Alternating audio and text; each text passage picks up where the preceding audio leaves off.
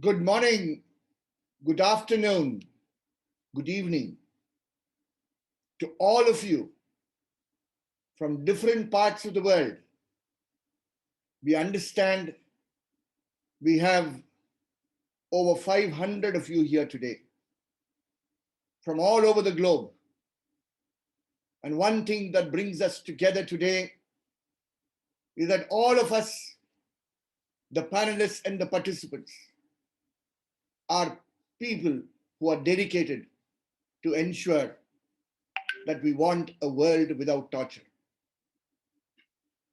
I have the greatest pleasure to welcome each one of you to this global week on torture, focusing on a variety of activists from across the globe. But for the first time, this powerful organization of the OMCT, using the restricted movements of today, organizing it online and making sure that over 500 of us are gathered on this online program. This is the time for all of us, not only as members of the SOS Torture, but also as partners, as activists, as victims of torture ourselves, as people who have spent our times in prison because we spoke for one another, to express the solidarity that this occasion provides us. Welcome, a warm welcome to each one of you. Friends, there are a few housekeeping reminders that I have to also present to you. May I kindly ask our panelists to mute their microphones when they are not speaking. We are keeping our participants' cameras and microphones off by default. However, you can send your questions to the panelists through the question and answer tab. Our technical colleagues will collect them and pass it on to us to be raised. Our panelists will try to answer as many of the questions as possible. Friends, interpretation has been provided in English, French, and Spanish. You can select your preferred language by clicking the interpretation icon at the bottom right of the screen. Please be aware that this session will be recorded. And for those of you who cannot attend fully, the extracts will be shared on the social media by the OMCT.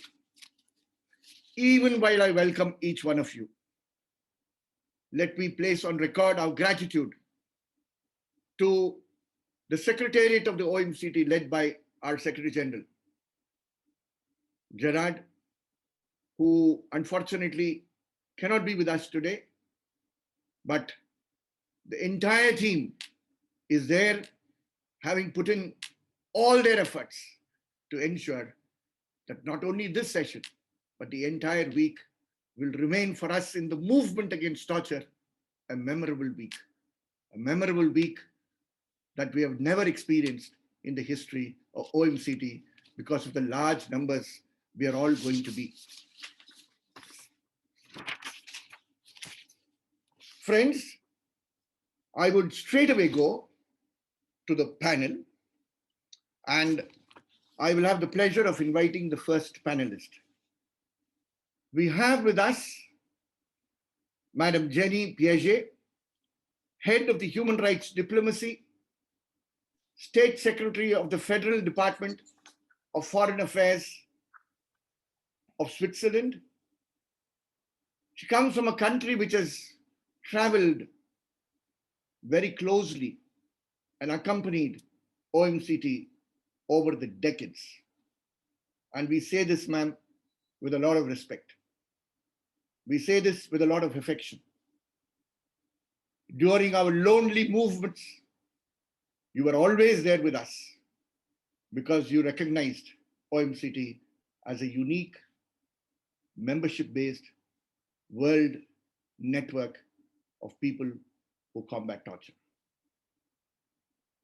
Without having to say more, and thanking you even at this stage for the accompaniment of your government to all the efforts that OMCT has taken over the years, may I invite you to address the audience.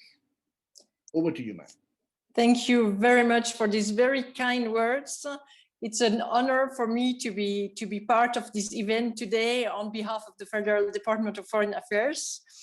I first would like to begin my speech with by pointing out on a kind of a paradox concerning the use of torture and ill treatment in the world. On one side, there is a large spectrum of international laws which prohibits torture and cruel, inhuman, degrading treatment. And there is also a large number of countries which have acknowledged this international law. As an example, there are more 170 states that are part of the Convention Against Torture. So generally speaking, we can say that there is a universal acknowledgement that torture should be banned. But despite of this ban, in the real life, torture remains widespread around the world, not only during armed conflicts, but also in peacetime. At that point, I would like to differentiate two types of situations. So you have the kind of non-systematic use of torture by police and prison management, which mainly results from lack of investigation or criminal prosecution against perpetrators.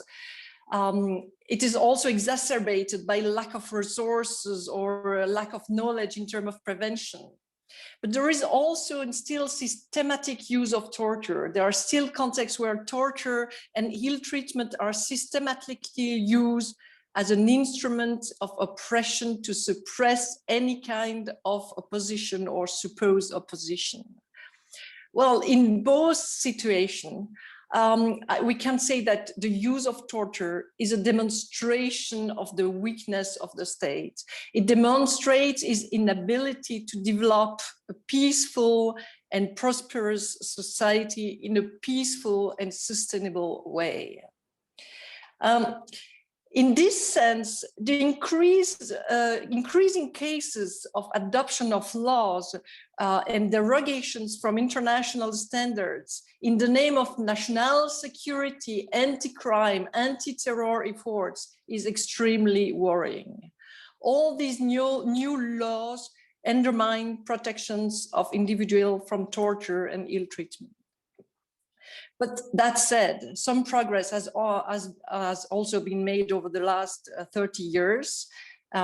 Huge effort has been done and important steps have been taken to reduce the use of torture around the world. So you know most of them, but I can underline some of the examples, like, for example, an increase of transparency and accountability, introduction of mitigation of risk of torture during the first hours of police custody, which is still a very important problem. So all these tremendous efforts have been made to ban torture in the world and are good results already. So what does Switzerland do in these efforts? How does it contribute to better the situation? So you have said it in your nice introduction. Switzerland has been engaged in the fight against torture for a very long time, and it has reaffirmed its commitment to a world without torture and ill treatment in its current foreign policy strategy 2020-2023. So concretely, what does it mean? We work on a 3 dimensions approach. We work at the level of the civil society, supporting particularly human rights defenders, but we also work at the bilateral level and at a multilateral level. And each level are feeding each other. So to be a little bit more precise, we recognize first the key role played by the civil society actors to fight against torture and ill treatment.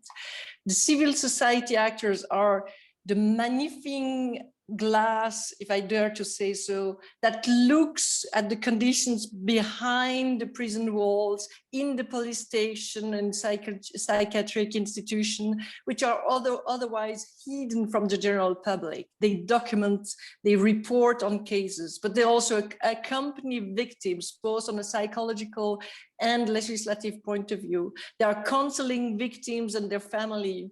But they are also doing a huge work of lobbying to make sure that the states are implementing the guidelines, the standards. They are also bringing information to the general debate to make sure that the level of the debate is increased. So they are playing an extremely important role that Switzerland supports. But Switzerland does not only support the civil society financially or with any kind of expertise. It also tried to make the link between the civil society level and the bilateral and multilateral level. We used experience and information collected at the field level by our partners such as OMCT, but also AAPT or others, to feed the exchanges during bilateral meetings so that we can place the right messages at the political level.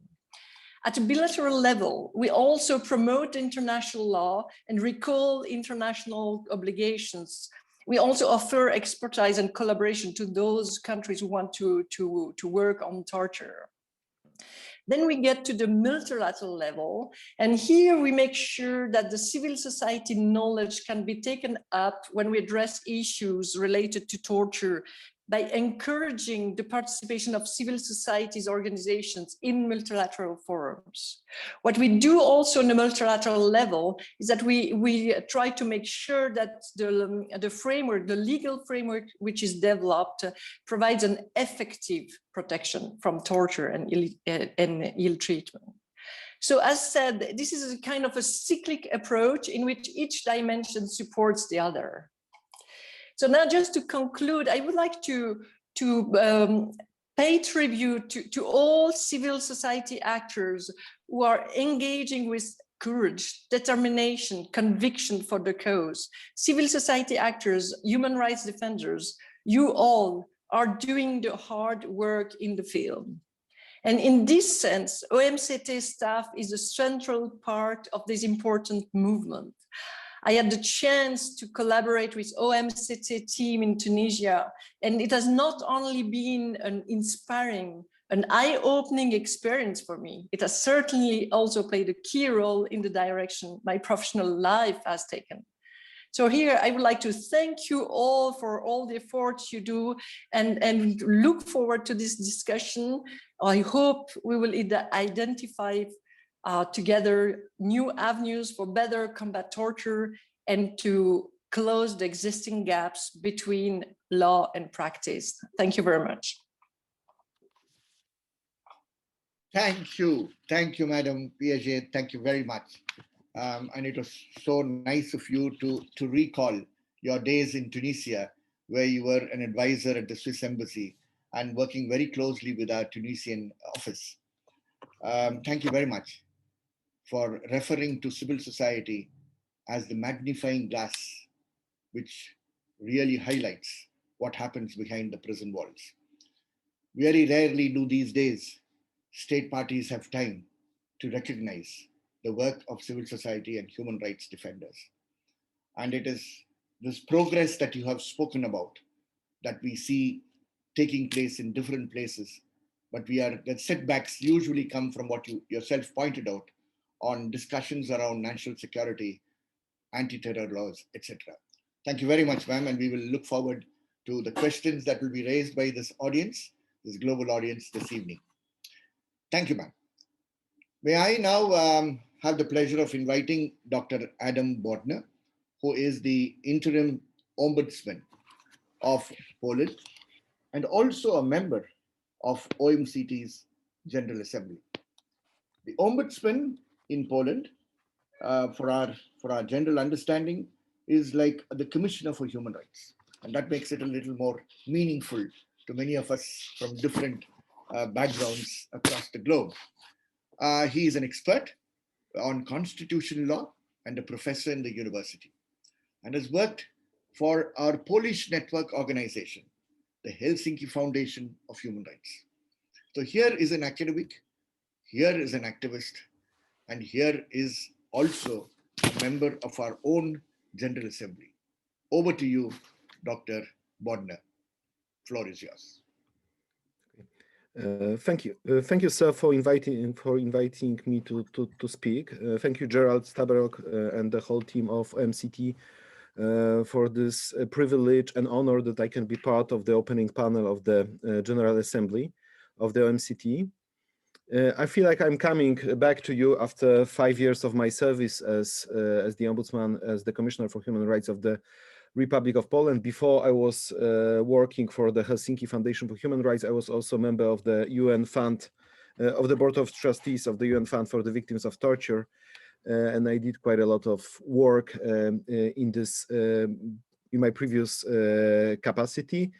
But I think those last 5 years of myself as the Ombudsman were quite important from my perspective of looking at fighting against torture. And I hope that it may be my new academic capacity, I will be able to devolve more time into those issues. Why is it so? Because Poland, the country I'm coming from, is a very interesting place these days. Not in positive terms, unfortunately, because we experience a road towards some kind of non-democratic, illiberal state. Second, we had some important high-profile torture cases last years, and they give a thought to they give food for thought about different problems connected with those cases.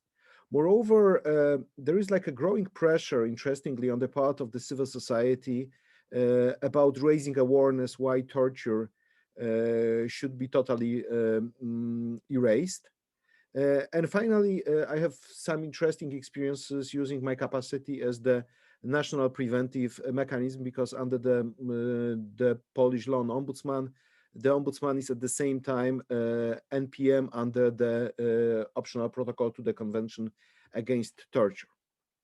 So in a second, I will present some of my general views concerning torture and problems that are relevant to Poland, but it seems to me that they could be relevant to a number of other countries, and maybe they could be subject of some thinking on prioritization of some issues concerning fight with torture. But let me allow to start with quoting a part of a very important poem by Polish author, Nobel Prize winner Wisława Szymborska.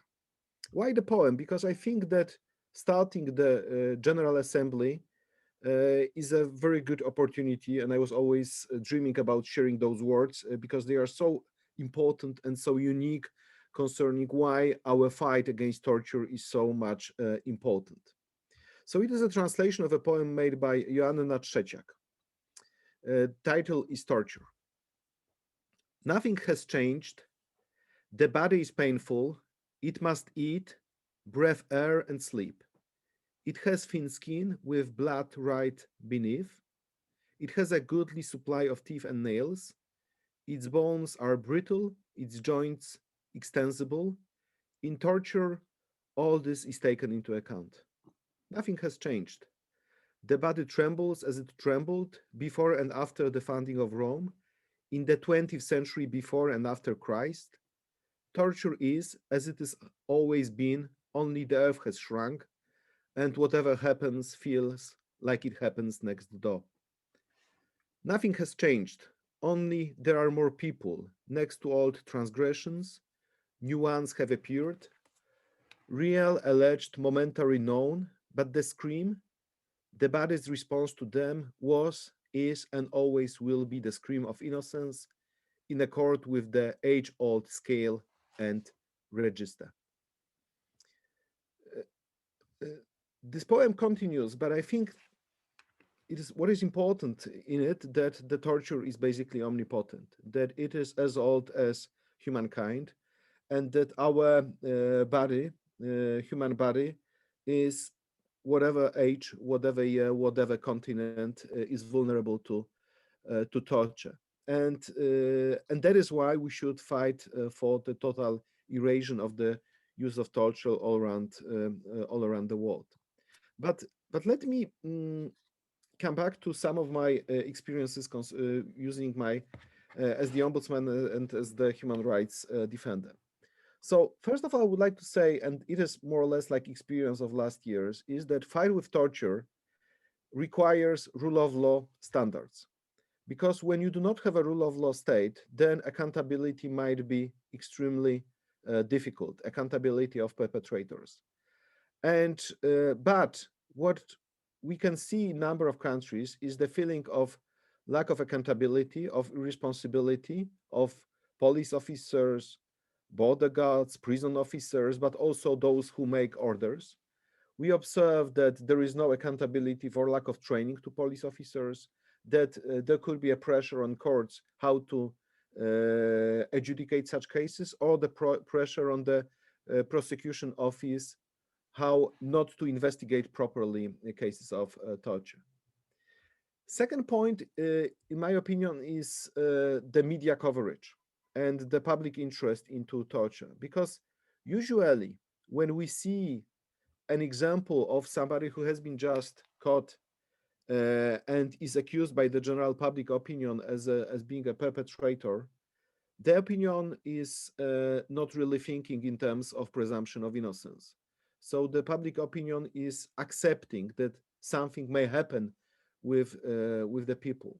And even if we know later on about cases of people who are victims of torture, somehow I think there is lack of energy on part of media, lack of energy on the part of the general public, that such cases should be fully investigated, and that we should change our mindset of thinking about why torture should be prohibited. Even if those people won some compensation cases, even if they are regarded as real victims, sometimes I have a feeling that whenever a new case of just another suspect for murder appears, once again the public opinion gets into the same corridors of thinking. And I think it is extremely relevant, because otherwise it is quite impossible to erase these possibilities that any torture may happen at all. The third point is connected with the use of new technologies. The use of new technologies could be important tool to safeguard people against use of torture. I mean, especially body cameras used by the police. It is a standard which is growing in different number of states, but still, I think it is not a prevailing standard. But please note, one of the most serious case in Poland, in my country, was because of the fact, was investigated and was subject of media attention, just because the journalist got into the recording from the taser. And the man who has been arrested by the police was basically treated number of times with the use, tortured number of times with the use of the taser, and as a result he died. And only thanks to this fact that taser had the camera installed, it was possible to investigate the case and then to punish perpetrators. But even in this case, in this very particular case, perpetrators, police officers, were not convicted for causing the death of a man, but they were convicted just for the abuse of power. And I was really privileged to submit a cassation appeal in this case to the Supreme Court just 1 month ago, using my powers as the ombudsman. And it was one of the very, very few cassation appeals to the detriment of those who have been convicted. So basically, I claim that they should be convicted for murder and not for abuse of power, and that the case has not been properly explained. 3 additional small points. Independence of national human rights institutions and NPM mechanisms.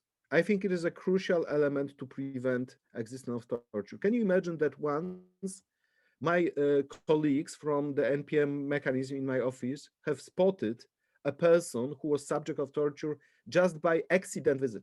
So they just came as a regular visit and they just met in the detention place a person who has been just subject of heavy beating by the policeman. And the case resulted in conviction of policemen. So let's imagine how many people we are having in different police stations, in different places of detentions who are subject of torture and where nobody is observing them on a regular basis, where there is no even probability that somebody independent will appear in this police station or other detention place. Two last points.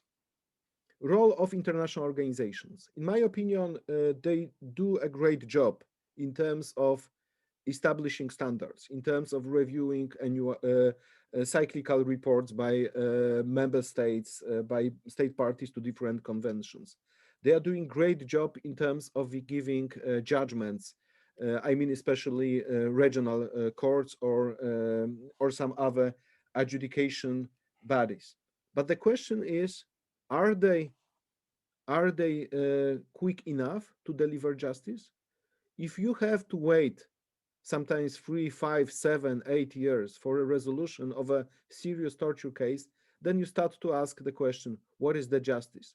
How can you, being a lawyer, look in the face of the victim of torture when somebody is waiting so many years? How can you look into the face of the family of somebody who has died as a result of torture if cases take so long? And also, it is connected with the enforcement of judgments. Even if judgments are issued, then it takes years for state parties to implement those judgments. And I think that we should work together to strengthen the international machinery, to give this machinery a speed that is required to protect victims of that kind of human rights abuses. And my final point, victims of torture.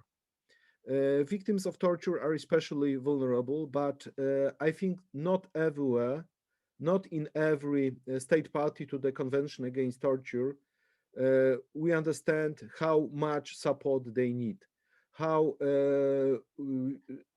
programs supporting victims of torture should be construed from different points of view: medical, legal, psychiatric, or rehabilitation point of view. And so we shouldn't close our eyes on this phenomenon, and we should really think also about proper support, institutional support to victims of torture.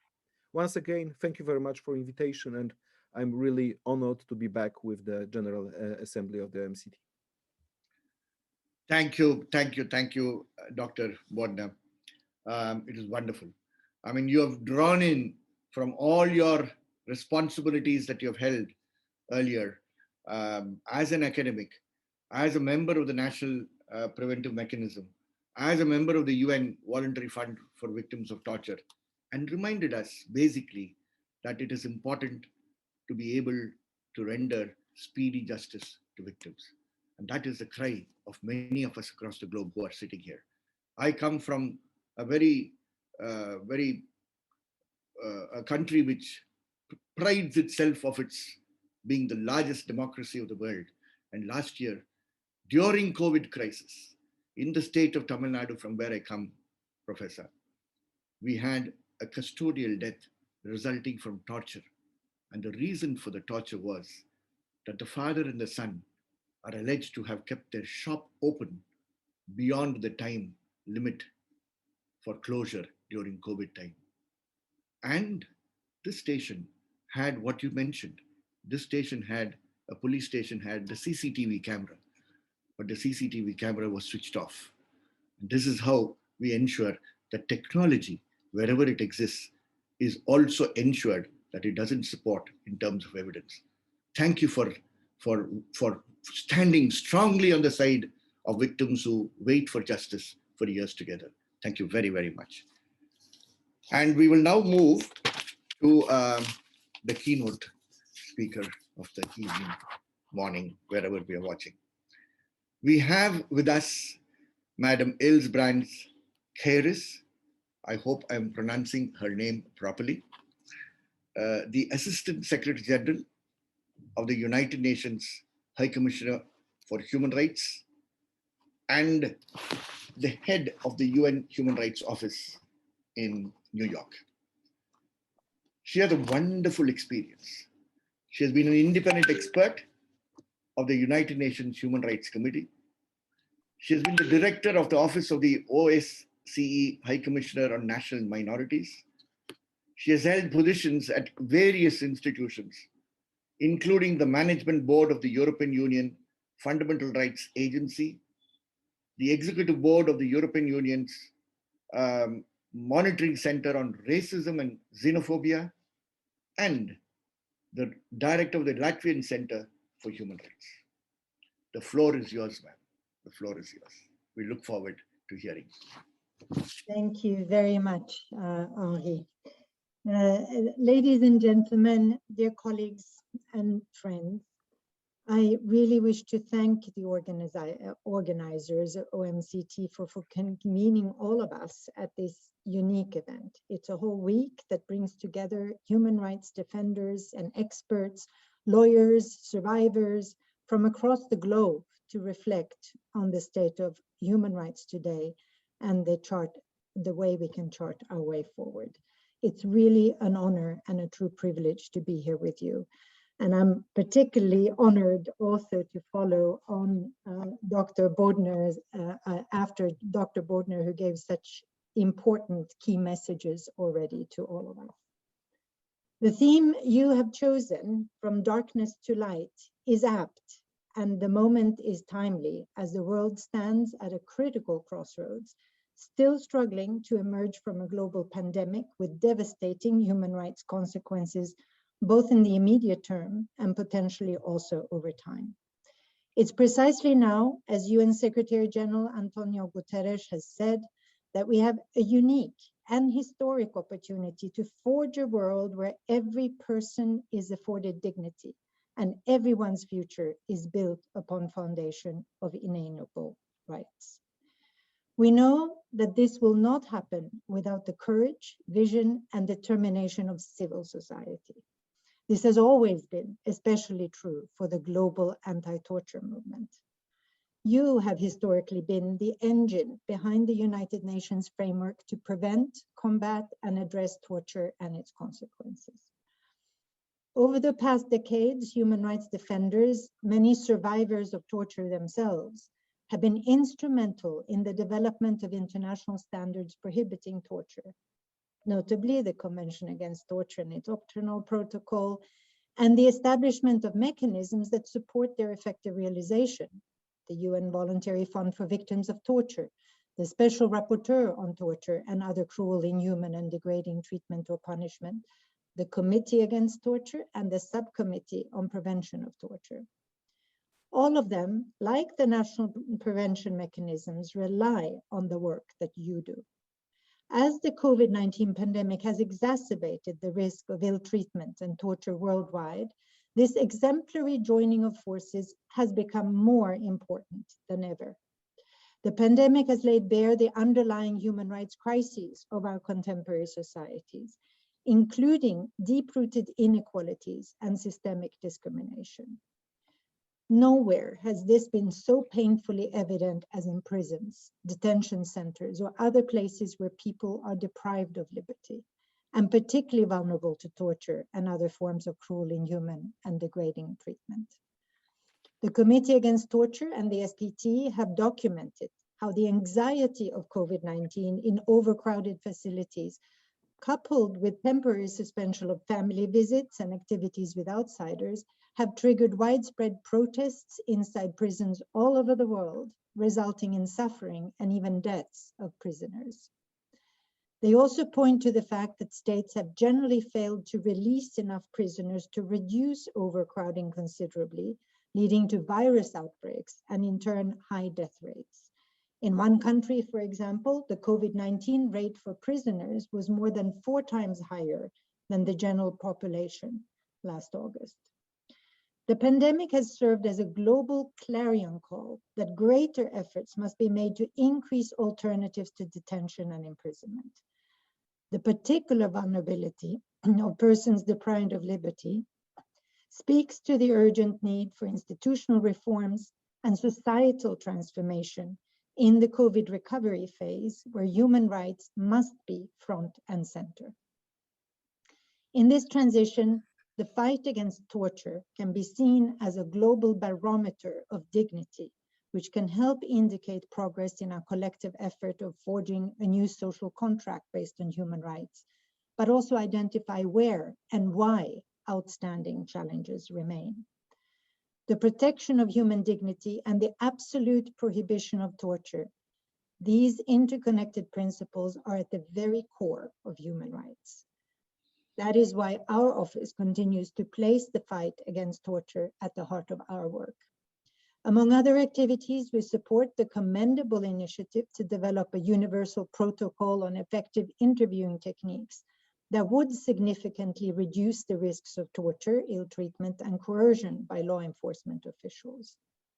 A fundamental objective of the protocol is to improve the effectiveness, legality, and outcomes of investigations and the administration of justice, while protecting the inherent dignity and human rights of all persons being questioned. This is based on the recognition that the risk of intimidation, ill treatment, and torture is particularly acute in the context of questioning and during the first hours of custody, as we know. Translating standards and guidance into practice is ultimately what matters.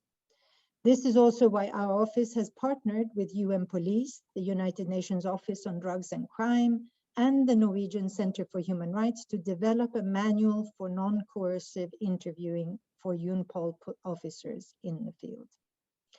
This manual will be an important tool for the thousands of UN police officers currently serving in peace missions and who work hand in hand with human rights officers to build the capacity of the police services of the host country.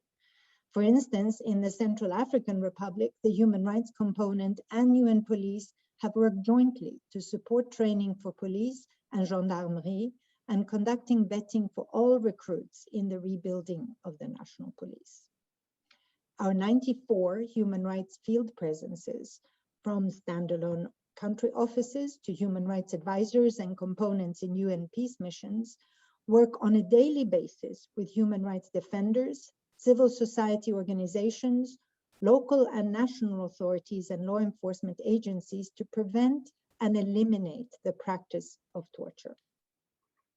We support civil society organizations to engage with the international human rights mechanisms, promote the establishment of national oversight and accountability mechanisms, undertake visits to persons deprived of their liberty, and contribute to setting up national programs for the prevention and sanctioning of torture. However, the prevention of torture is not a matter for our office only, and it's not confined to UN field presences. As you know better than anyone, it concerns all of us, and that's our collective duty to build just and peaceful societies based on dignity and equal rights for all. This is the premise behind the Secretary General's call to action for human rights, launched a year ago. It sets out a transformative vision of human rights that is necessary to regain people's trust and confidence in governance and to achieve global stability. Of particular importance to our discussion is its emphasis on public participation and civic space. Under guidance on civic space issued under the call to action, the UN system as a whole is now committed to strengthening the protection of civil society actors, the promotion of civic space and participation in national decision-making processes, and participation of civil society in UN processes. As the pandemic has further eroded civic space across the globe, with COVID-19 measures at times used as an excuse to further restrict human rights monitoring and free and independent media, this work is more relevant and urgent than ever. It's critical in order to counter the trend of increasing authoritarianism, repression of dissent, police brutality, and the weakening of democracy. I have seen this directly in my capacity as a designated senior UN official responsible for efforts to address and prevent reprisals and intimidation against those cooperating with the Organization on Human Rights. In the past year, UN actors have reported arrests, detention, and other deprivation of liberty, criminal charges, torture, and ill treatment, and even deaths in custody and enforced disappearances when documenting cases of reprisals and intimidation. Many cases occur in a context of pervasive misuse of national security and counterterrorism measures and legislation.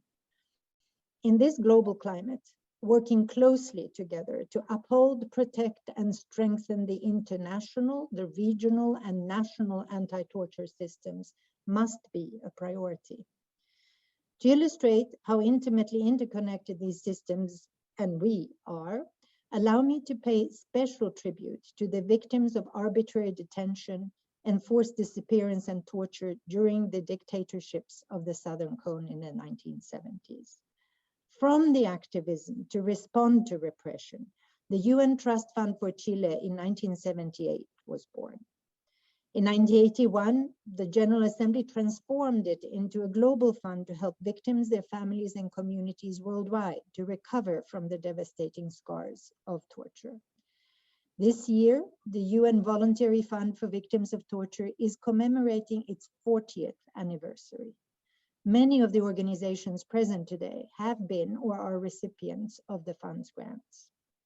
You and hundreds of other organizations have delivered essential medical, psychological, social, legal, and humanitarian assistance to help hundreds of thousands of victims on their road to recovery, creating opportunities and building resilience as part of the process of healing. I wish to conclude by commending the work that all of you and the countless defenders of human dignity and human rights around the world continue to carry out despite an increasingly difficult context. The United Nations will continue to be your proud partner and supporter. Thank you very much. Thank you very, very much, Madam Keris. It was wonderful. Your last words, that the United Nations will continue to be our partner.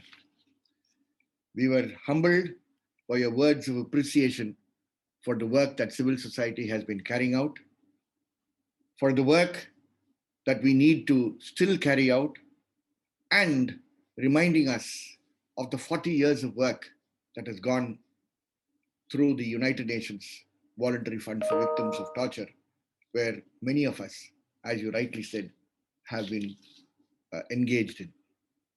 Thank you for reminding us of the reprisals that many of us from different parts of the world are subjected to. It would not be fair for me to refer cases from different countries here, but the fact is that the reports on reprisals are on the increase, and the responses, unfortunately, of the states to your very meticulously worked out reprisal report is not what we all expect. Thank you, ma'am. We draw inspiration and hope from your words. In very difficult times, we will continue with hope to work and partner with you. OMCT is there to take the lead, and OMCT is there to speak, to represent, and to advocate on behalf of more than 200 of us who are across the globe as a part of the SOS Torture Network. Thank you very, very much. Friends, the time is yours. We have heard three wonderful presentations from different points of view, focusing on different issues. I wish, even before I move into questions, to request people who have questions to rush to the question and answer icon at the bottom of your screen and raise your questions. But there are already questions. And may I kindly request our colleague Stella, who will perhaps read out the first question in English, because there are questions in French and there are questions also in Spanish, I understand. Over to you, Stella. Thank you very much, Henry. The first question is from Jenny Piaget. So in recent years, various international leaders have broken the long-held torture taboo in a rhetorical course that risks undermining the UN Convention and broadening the practice of torture worldwide. What role could be played by states like Switzerland that continue to be committed to the fight against torture to counter this worrying trend? Thank you very much. Is this possible to read the question somewhere? Yes, sure. Let's send you This is the question here.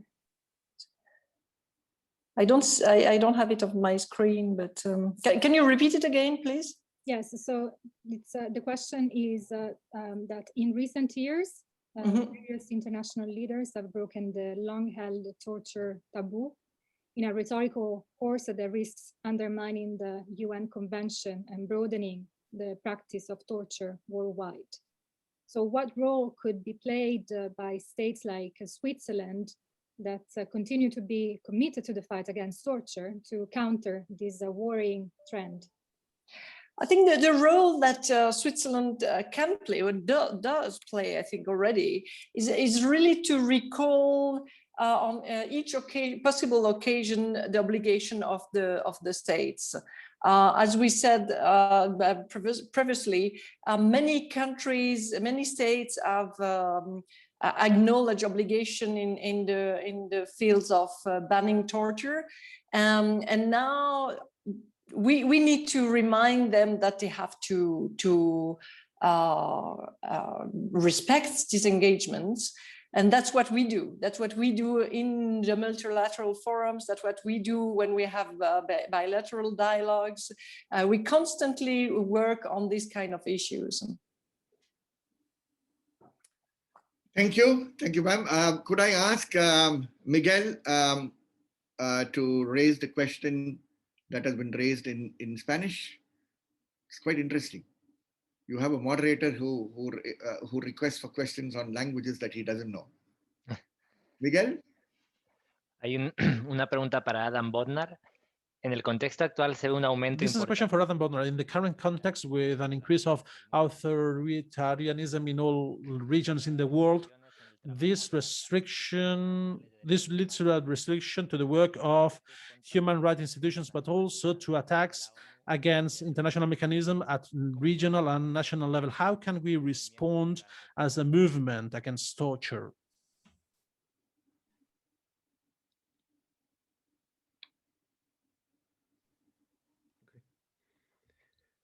Over to you, Mr. Bortner. Okay, thank you very much.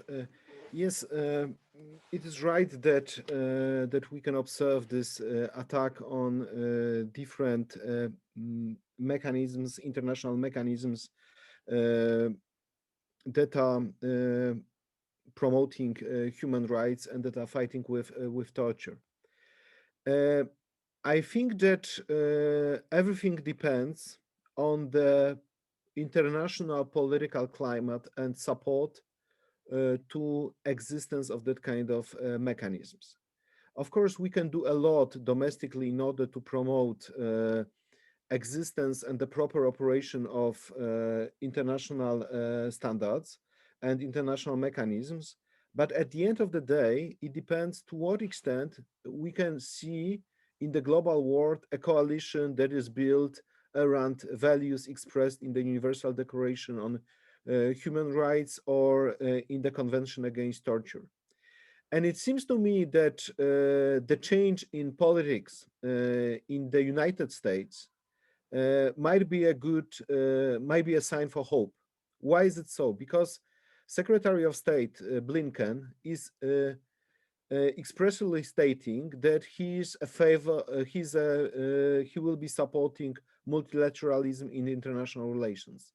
And I can imagine that if we combine a role of the European Union with the role of the United States, with the role of those countries that are fighting for human rights all over the globe, it may create a more pressure on recognition, how this international machinery should work. So please note, it is a great difference as compared to Donald Trump's obvious and open attack on any international institutions, and sometimes expression of sympathy even to different authoritarian regimes. So maybe we have this, let's say, like a window of opportunity to reinvigorate the operation of international mechanisms.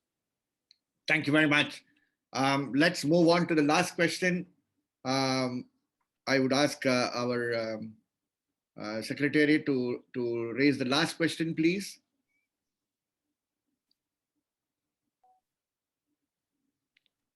Marie? Yes. Oui, Marie. I have a question in French. Sorry, I'm just pin spotlight. A question for Ilse Donc, une Bransky. question to Ilse Keris. The prohibition of torture is one of the result of the actions of the human rights organizations, but there is a big difference between the implementation and torture is still a reality in the world. What can we expect from the United Nations to remedy to this? And what's the role you perceive for civil society in this fight? Over to you, ma'am. Something you already acknowledged earlier. Thank you very much. I think that is an appropriately global and big question, and I take it as a challenge in the context exactly of what Dr. Bortner just responded to as well, in how we actually, what do we really need to do to make our existing mechanisms actually effective, and what we all can do, and in this case, what the UN itself can do. It is, I do believe that the mechanisms that are there, we know, of course, the ones that I mentioned also when I spoke, we have CAT, we have SPT, we have the Special Rapporteur, all of these UN mechanisms focused specifically on torture. But we also, of course, have the International Covenant for Civil and Political Rights. The issue is, how do we make sure that not only we have at the moments of engagement with the member states in question with these mechanisms, but overall, how we have the pressure. I think I agree with Dr. Bortner also on the importance of multilateralism, of the support, the political will that comes together in a strong support that actually provides the pressure, a peer pressure, if you will, including through the UPR process, of making sure that that pressure is on the states to ensure that there's compliance with the standards, and of course also development of the practical tools and guidances. We, from the Secretariat side of the UN, are of course supporting the mechanisms as we can, but we also are working very directly with civil society in strengthening the capacity, as we're mentioning, at the national level, where we have programs of capacity raising of the national institutions, cooperating and strengthening the national prevention mechanisms, but also very importantly with civil society to be able to provide the support all the way through all aspects of the anti-torture work. And this is of course something that we always need to focus on. It is at the core of what we're doing. And the moment of shifting support now that Dr. Bortner was mentioning, I think we need to use as a momentum as well to make sure that that support is there. We heard also, of course, the very strong support that we do have from Switzerland in this. There is no easy answer, obviously, in how to immediately be effective, but I think if we do think back over the decades of the support for the mechanisms of the networks that you represent, the essential role of civil society. And I mentioned when in my intervention that there is a renewed attention of the systemic approach by the UN to the role of civil society. We had, under the call to action for human rights of the Secretary General, we issued a guidance that is not only for us, OHCHR, but for really that should be for all of the United Nations to be able to engage directly with civil society at all levels. And the issue of reprisals, of course, is very much at the heart of that, which is a direct angle where sadly torture also comes into play. And this is, we need to continue on the existing mechanisms, but of course we need to strengthen them by working together. That's ultimately the only way we can do it. Thank you, ma'am. Thank you very much. We are reminding ourselves how difficult this task is, but also learning from what you said that the international is important, the national is equally important, and most important is what takes place at the local level. In the cases we fight and the battles we fight in courts and in other fora. And reminding us as well that the national human rights institutions in our respective countries have a very important role to play in combating torture. Thank you, all of you. We will now move on because the secretary is reminding me that we are 15 minutes late. This is not good in terms of Swiss standards. Indian standards we might tolerate, but this is an Indian chair for a global community. We need to keep up time. And therefore, I ask those who had raised questions, please understand that we have to give enough time for the panelists in the second part of the session. And therefore, we will try to finish this first part and move on to the next part of paying tribute to our former president of the OMCT.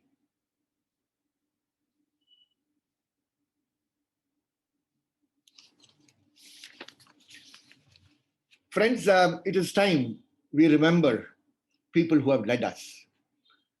It is time we pay tribute to people who have served officially and when they had completed their terms, continued to be a friend and a mentor of the movement.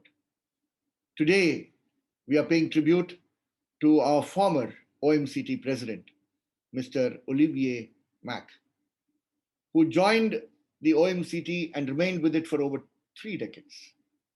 2 decades of which he served as an executive committee member and then served as the president between 2005 and 2008.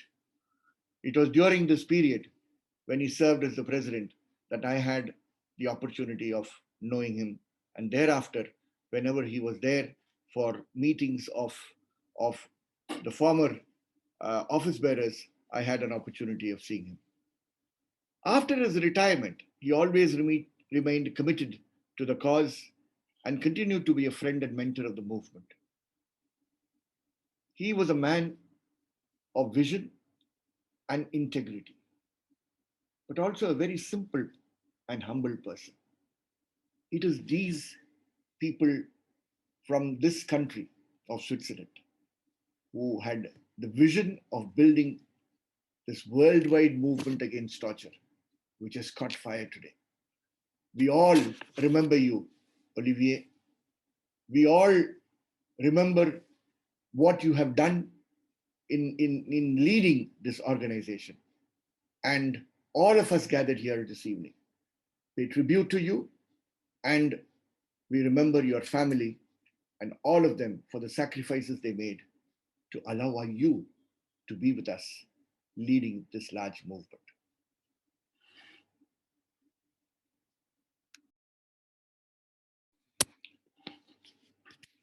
Friends, may I now hand over the proceedings to Yolanda, the Director of Communications of the OMCT, for moderating the next panel. Over to you, Yolanda. Thank you very much, Henry. Good afternoon and welcome to our 4 panelists who bring a wealth of experience from around the world and whose testimonies will illustrate, I think, some of the points that were made by our 3 speakers. Susanna Marietti, you are the National Coordinator for Antigone in Italy, an organization that works in prisons and on migration detention as well. Najla Talbi, you lead the victims program at the OMCT in Tunisia, and you and your team have helped hundreds of survivors of torture and their families over the past years. Yared Haile Mariam, you are the executive director of the Ethiopian Human Rights Defenders organization. You have been back from exile over the past 2 years, I believe, and navigating the challenges of a country in transition. And last but not least, Oscar Ramirez, you join us from Colombia. You are the vice president of the Solidarity Committee with political prisoners and also a member of the Colombian Coalition Against Torture. We all know how toxic the pandemic has been. Mrs. Brandt-Keris has mentioned it now, and it keeps being actually to human rights globally. So I'd like to quickly ask each of you how it's impacted your work over the past year and what tools you have found to respond to this challenge. Let me start with you, Susanna Marietti. The global detention crisis has been mentioned. It's quite prominent. How did this play out in Italy? Well, thank you, Yolanda. Well, we faced important challenges in our work. In our usual daily work, we monitor detention conditions and provide legal support in prison. Suddenly, we found ourselves locked out. Italy was the first country where a very strict lockdown was imposed, which threw prisons into a double isolation overnight. Immediate action was needed. We proposed the legal measures to reduce the prison population, which were partly accepted. Migrant centers involve very few people compared to prisons. The number of inmates was reduced by 12%. We asked for an increase in telephone contacts for prisoners.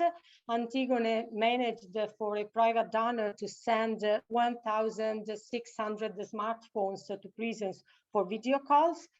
And in order to keep providing our legal support, we organized a big group of pro bono lawyers, experts, but also young law students who gave support from remote. The first reaction to the prison lockdown was dramatic. There were riots in almost 50 prisons, with as many as 13 inmates dead. In the hour following the riots, Antigone was flooded with phone calls, emails, messages on social networks from relatives of prisoners telling us about police retaliations for the riots.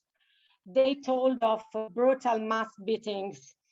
When we usually hear about violence in prison, the first thing we do is visit the prison facility. By going into the prison immediately after the alleged event, talking to people, asking to visit the isolation cells and all the hidden parts of the prison, we get an idea of what happened. But now we couldn't. We only had to work from outside with our lawyers. We filed 5 complaints for torture. The criminal proceedings in which Antigone is involved are starting.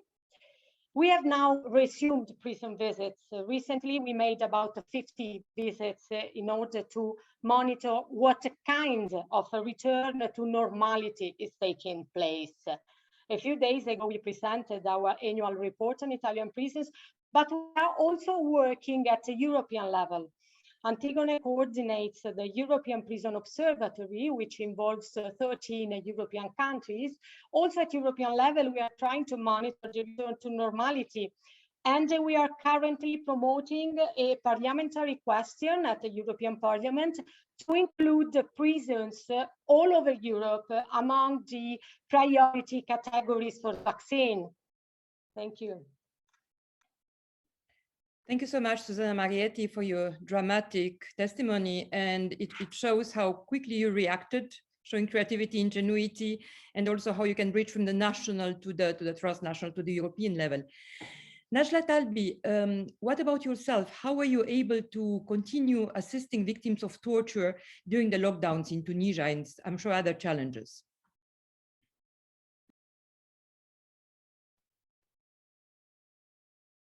Oui, merci Yolanda. Certainement, Yes, Yolanda.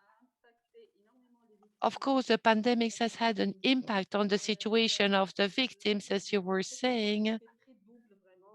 So the situation was very harsh and the difficulties were very difficult for the victims with whom we were trying in the framework of some programs for the access to justice. And we have been able to find new solutions to help those people. So particularly during the first lockdown. So in March, April, it was very, very difficult. The political and social context and social economic context were very difficult as well. And so this, of course, has led to very difficult problems. And it was like a double impact for the victims. And we really had to intervene and try and find solutions to help those people, first of all, to try to ensure their access to justice in a free way, and also to continue developing the rehabilitation programs, working with the actors of civil society. Now, of course, concerning detention conditions, there was an impact of the pandemics, and there were many problems with the prison authorities, and so we've tried to give some relief to people. There were some programs that were developed to have an access by phone, for instance, or to have contacts with the families, and to try to use secure channels without having the families, without having to transport the families. So it was very, very difficult. And we also worked with our partners who tried to bring some relief to people, even if the situation is still very difficult. The pandemic is still present, and we are still there to try and assist the victims in, as I said, a very difficult context. And so we try to give multidisciplinary support in order to help people and to try to make sure that people can have an access to some programs and to see the light at the end of the tunnel in the end. Thank you. Thank you very much, Najla Talbi. There again, you had to react quickly, and this is not over indeed. Yared Haile Mariam, as I mentioned, you came back from exile, so that's a challenge in a transitioning context in Ethiopia, a context where also ethnic conflicts have been at the forefront over the past months. Has COVID-19 added another layer to all these challenges?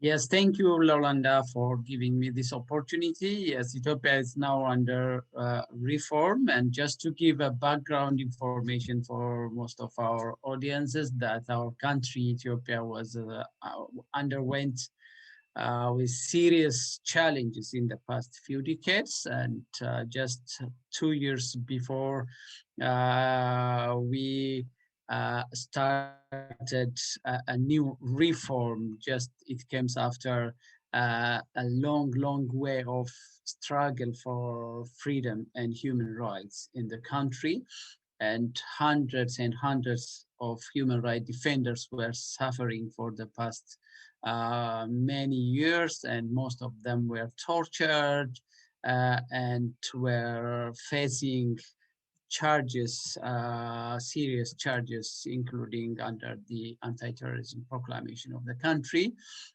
But following the coming to power of the newly Prime Minister Dr. Abiy Ahmed, Ethiopian government has undertake some remarkable reforms, like revising those restrictive legislations, releasing political prisoners, and also a new commitment in light of against impunity, that the government promised to make accountable those perpetrators, but still it needs a lot of work to do so. But at least there are some signs of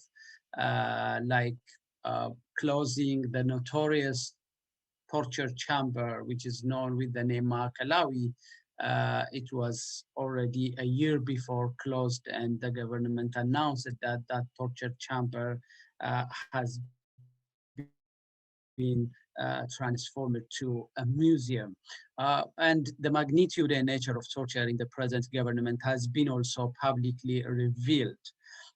This has opened also the opportunity to torture victims to speak out how they were tortured, by whom, for how long, and they share for the general public their horrifying and awful experience during their detention. But the torture victims have still left most of the victims with severe psychological and physical health problem. And these problems has not yet handled properly at the nation level. Our preliminary study on the situation of human rights torture survivals revealed that the absence of satisfactory measures taken by the government in order to rehabilitate the victims is still a concerning issue. We have thousands of torture victims in the country and survivals, but there was no any rehabilitation measures that have been taken by the government. And even on the accountability issue, still some of the officials who were actively involved on this as a perpetrators on that during that dark period are still on different government positions. So it's really a harsh experience for Ethiopia, and still the culture of impunity is not yet end. So human rights organizations, I myself, as you mentioned, Yolanda, I myself returned back home after 15 years in exile and hoping to help the reform. But now we are facing, in addition to the impact of COVID, the country is now facing an ethnic targeted clash here and there. And also recently, a war broke out in the northern part of Ethiopia, Tigray, which cost us as a country a lot in humanitarian crisis. And the number of the internal displaced people are increasing. Even a year before, it was reported that nearly 2 million internet displaced people were counted. So we are in a different, difficult situation and very concerning, which needs also the attention of the international community. Thank you so much. Thank you, Yared. We see here the heavy legacy of the previous years, and we see how the human rights legacy is compounded by the current humanitarian crisis. You mentioned human rights defenders, how many of them suffered under the previous regimes. So Oscar Ramirez, Colombia is well known, I think, for the vibrancy and the courage of its civil society, but at the same time, it has this very tragic world record, highest numbers of human rights defenders who are killed. If I recall correctly, 1 every 3 days in 2019. Here too, how has the pandemic played out for human rights defenders?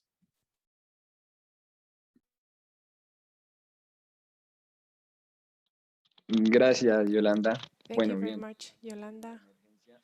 During the state of health emergency caused by COVID, the violation of human rights in Colombia went up, and in 2020 we had the highest number of murders after the peace treaties were signed in 2016, and human rights leaders and defenders have been threatened. And according to the institutions, it's 182 people that were murdered, but human rights organizations have recorded or documented more than 300 murders. And in 2021, we have already 28 leaders murdered. And during the pandemic, massacres went up with 91. 2 of them in very specific context. The first one in social protests, where 13 people were shot dead by the national police. And there's also imprisonment at the beginning of the pandemic, a year ago now. 23 people were murdered in the Modelo prison in Bogota. They were requesting for safety in the context of COVID, and the threats against social leaders are still in place. Armed paramilitary organizations have been set up, and the state isn't implementing the peace agreements, and this has caused a higher control in rural areas by the military, and this allows for torture through arbitrary detention to the rural population, long-standing interrogation in order to obtain information about the positions of armed and insurgent groups. And so there's been also cases of rapes of young girls, and as a society, as a civil organized society, we have gone to judges to request for the implementation of the agreements of the measures agreed upon the peace agreement, and we are asking for the groups that are the legacy of the paramilitary group to be dismantled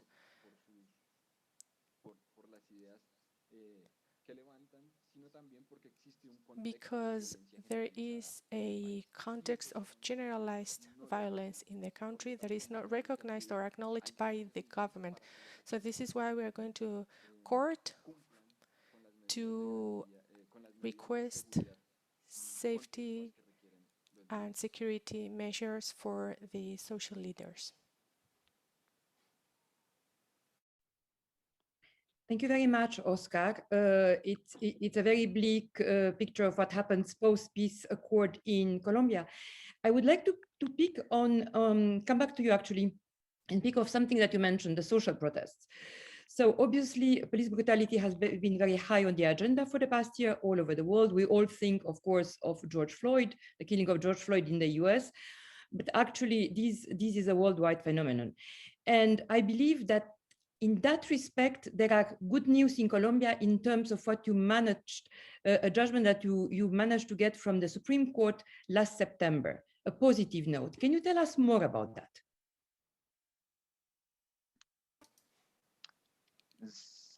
Sí, Yolanda. Bueno, Yes, Yolanda.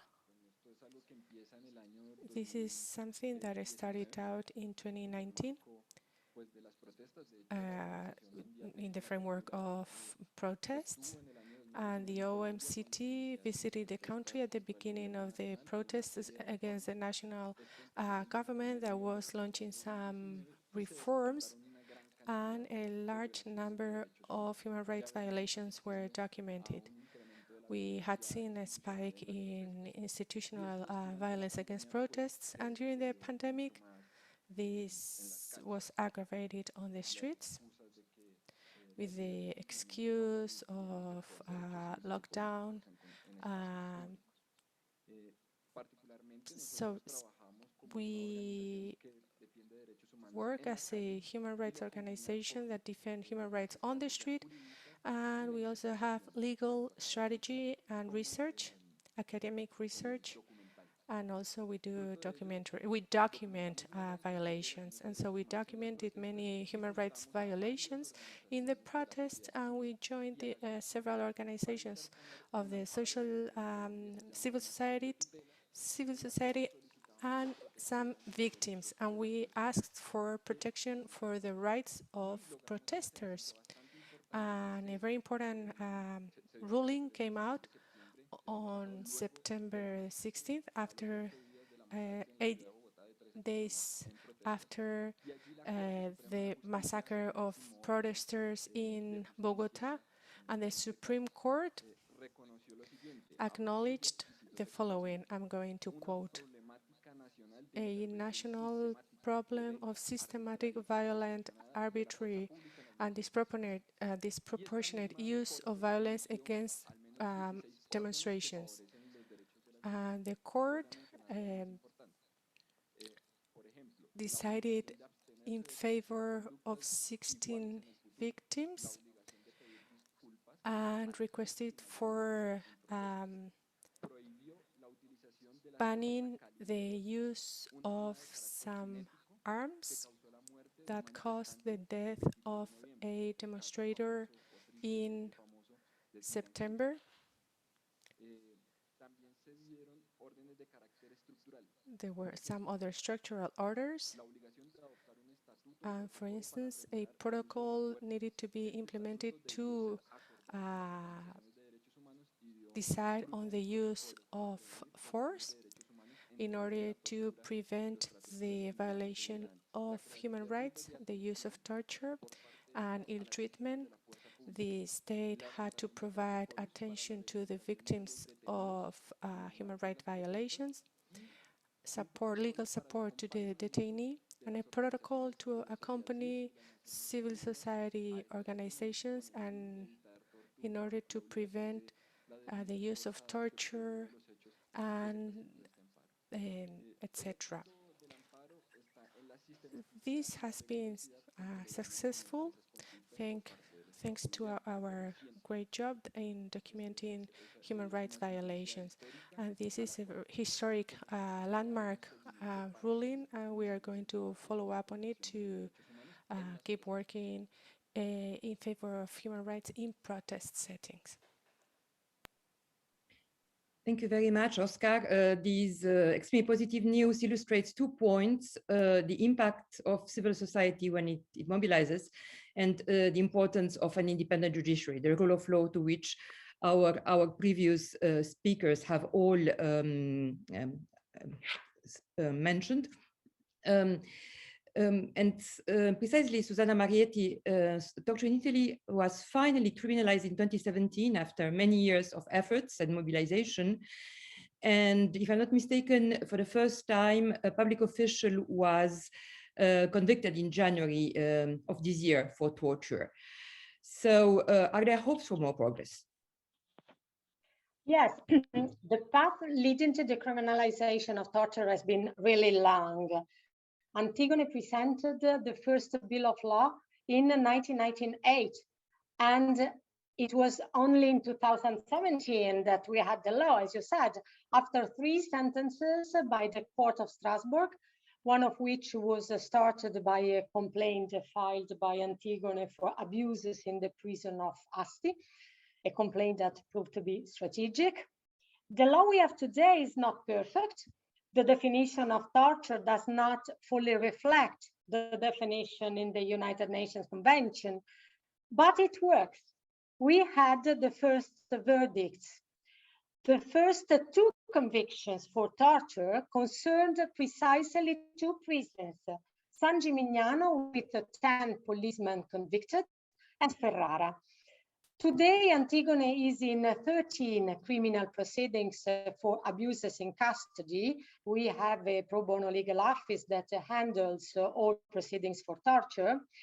People in custody are more and more willing to denounce. In the past, they were more frightened of retaliation. The new law was an important signal against the code of silence that covers up abuses in the police. Yes, we hope for more progress. First of all, we have 2 objectives of a legislative nature: a law on the identifiability of police officers, which is lacking in Italy, and a fund for victims of torture, which the new law has not introduced. Secondly, an administrative goal. We need common human rights-oriented training, both theoretical and practical, for law enforcement agents and all the other actors playing a role in prisons, police stations, migrant detention centers. Finally, we need a big cultural campaign to counteract the hate speech that we have unfortunately heard in Italy, even in the recent past, from high state officials. Hate speech is the main ally of torture. Thank you. Thank you, Susanna. Do I have the time for one last question? Is it okay with organizers? Thank you. So it's long-term efforts. Yes, it takes time.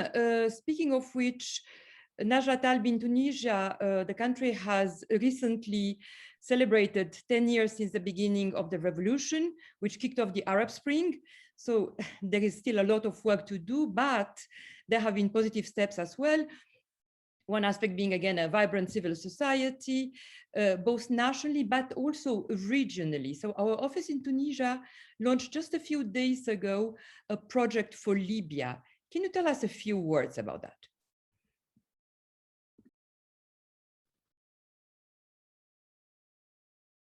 Oui, effectivement. Yes, indeed.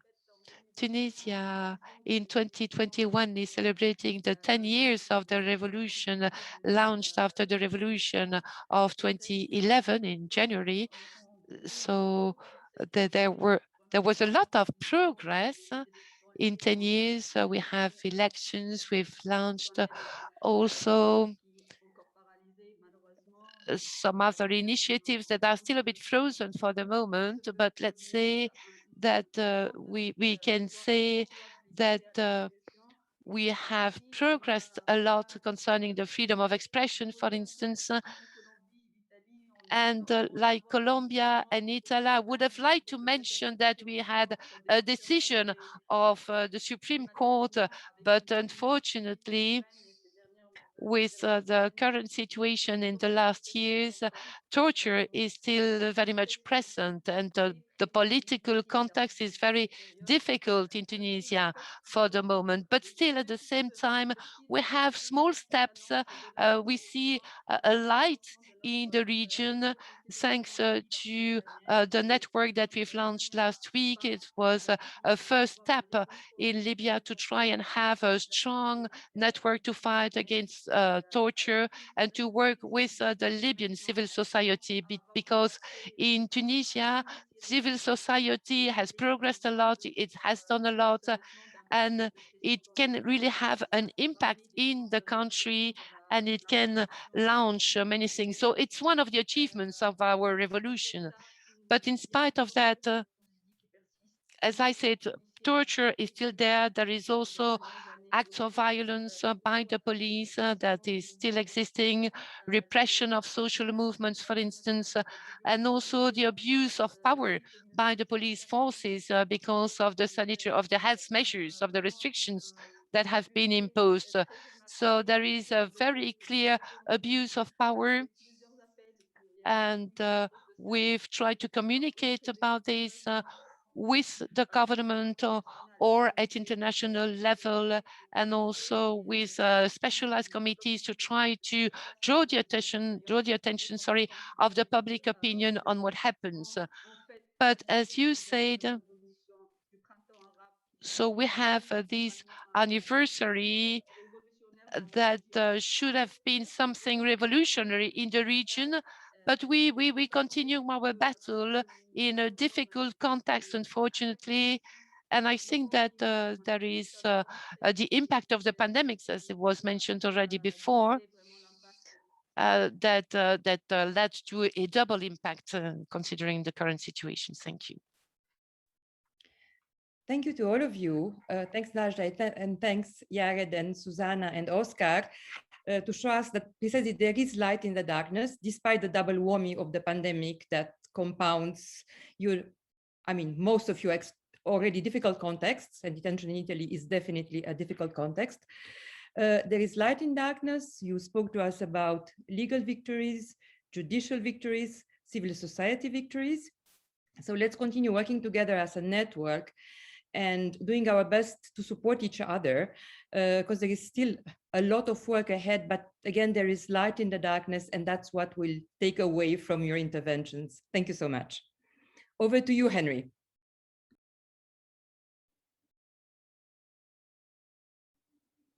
Thank you very much, Yolanda, for chairing this wonderful panel, a panel of hope, a panel which really spoke about what each one of us in our different scenarios are engaged in, even during the pandemic. And in particular, coming from Colombia, coming from Tunisia, coming from Ethiopia and Italy, the signs of hope were also written.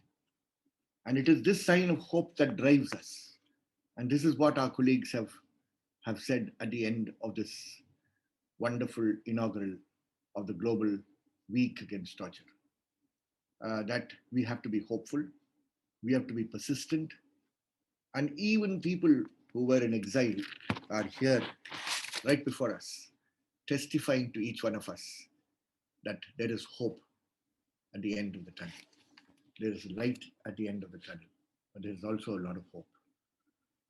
All of us are sure, and we want to say it loud and clear today, because our countries are watching what we are speaking.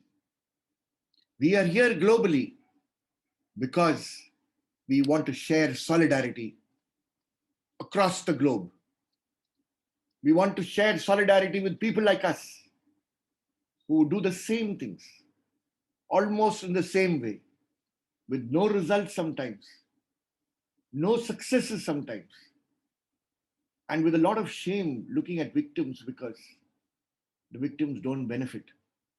Year after year, year after year, case after case, intervention after intervention. We are here to learn from the international standards and transform these international standards into standards that we can take nationally and use locally for the benefit of the victims of torture for whom we stand. And friends, while we stand together here today, we also remember that many of our colleagues have been killed as we are speaking today. I don't want to enter into a list of countries because I might miss some, and that would not be fair. And as we speak, many of our colleagues continue to be in jails, continue to be refused bail, although they were human rights defenders who were raising questions of defenders and the torture that was prevalent in society. Our work is at the local level, we understand. But that work at the local level, my dear friends, today we understand, is being strengthened by the solidarity that the global community is offering to us, not through workshops, not through conferences, but through their holding hands with victims of torture wherever they are. And that is what we take back today. Let me thank our keynote speaker, Madam Keris, our panelists, Professor Bortner and Madam Piaget. We will remember your words and continue to hear you, because OMCT is going to keep all that on its new website. And Yolanda, we look forward to the recording there. And to my colleagues from Italy, Tunisia, Colombia, and Ethiopia. Your words were very strong, but your words echoed what the audience here wanted to say. And we stand in solidarity with you. And the entire global community here stands in solidarity with you at this point of time. We want to thank each one of you for the various expressions of solidarity that you have showed. That is the sign of hope with which we move forward. At a time when fighting torture is becoming more and more difficult, more and more difficult. Resolutions in the Human Rights Council are not successful for harms that have taken years ago. We don't need to go on naming countries, but that is our global reality. Let me thank very, very specifically, in addition to the speakers and the panelists, also all the participants here who have come in large numbers, and remind you, this is a week where there is a lot to learn in smaller workshops. And I do invite all of you to participate in those. And to my friends in the Secretariat, marvelous beginning. Your hard works of several weeks has paid. And we owe the global community working against torture, the SOS Torture Network, stands and applauds you for your marvelous bringing together of thousands of us across continents, but with one objective: we will not allow torture to continue. Thank you, each one of you. Yolanda, you are there right in front of me, therefore through you to everyone in the Secretariat, to Stella and Miguel, to Mari who are here, and those who are not here, and in particular to your leader and our leader, Gerard, who unfortunately could not be here, but he should be happy that there has been a very good beginning, a beginning of the movement once again asserting itself just before our General Assembly that the fight is on with a lot of hope this time. And telling our partners, not only in Switzerland, but also in the United Nations, you will continue to be partners with us and you will be proud to be our partners because of the sacrifice that many of us are carrying forward. Thank you very much. A few technical announcements fast. The networking cafe starts now. So please stay. There is a network lab, the human rights campaigns that win hearts and minds. I think there are several hearts to be won. Then there is the network lab on violence against indigenous peoples today. What role can anti-torture mechanisms play? And then please check your program and choose your session and be there throughout the week. This is an occasion which will never come back again. And let us use it to the maximum to ensure that hundreds and hundreds of us from different parts of the world meet in these programs and share and gain strength. Thank you very much. In true Indian style, thank you very, very much.